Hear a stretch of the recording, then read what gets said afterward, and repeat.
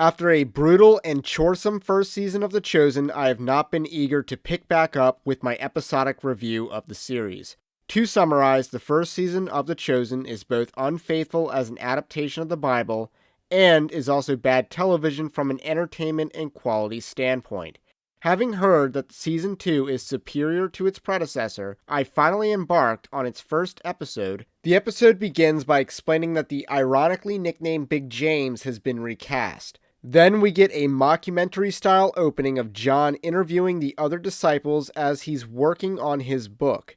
The 64-minute episode feels as long as its runtime suggests, and it delves into 3 slice-of-life plots as Jesus and his 8 disciples are in Samaria. The first plot is as follows. Thomas arrives with his girlfriend Rama and her father to Samaria to follow Jesus. Rama and Thomas intend to join the ranks of Jesus' disciples, and as the last season established, Rama clearly wears the pants in the relationship. Her father has misgivings about having his daughter travel with her boyfriend and a bunch of strangers and tells Jesus he doesn't believe in the miracle at the wedding in Cana, before ultimately acquiescing out of a sense of debt to Jesus for saving his vineyard's reputation. This plot was simply not believable.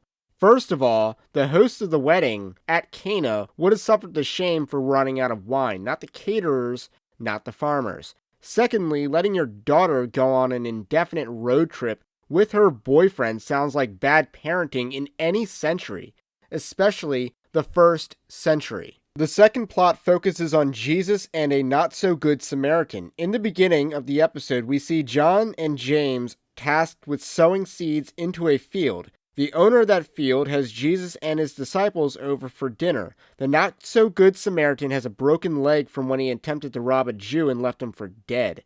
Jesus reassures him that the Jew on the side of the road was not dead, and a good Samaritan came to his rescue. The not-so-good Samaritan's leg is healed, and he is the focal point for the Good Shepherd parable theme throughout the episode. The Chosen portrays the Good Samaritan as a true story as opposed to a parable, and uses this premise to leverage an emotional payoff.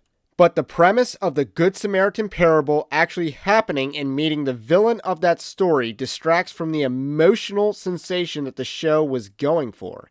Instead of feeling powerful, it feels cheap.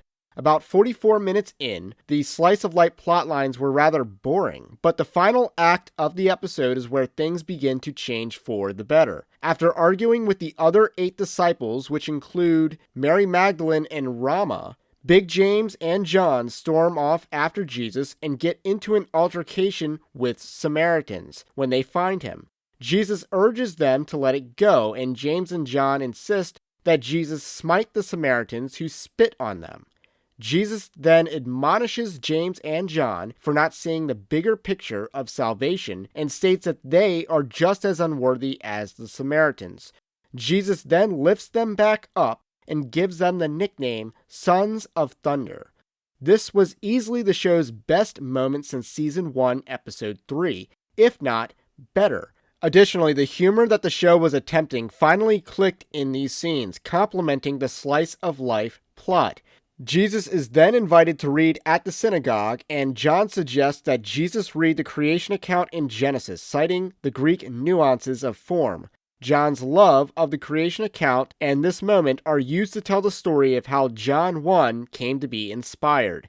This part is a little ironic as the Gospel of John is written in a much more rudimentary Greek than his other letters and Revelation, but this is one inaccuracy I won't hold against the writers of The Chosen.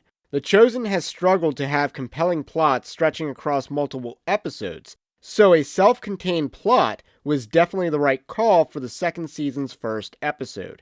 The problem is, even when they do something rather good, there's a lot of time wasted trying to get there. Being generous, this was the show's second best episode at the point of its release.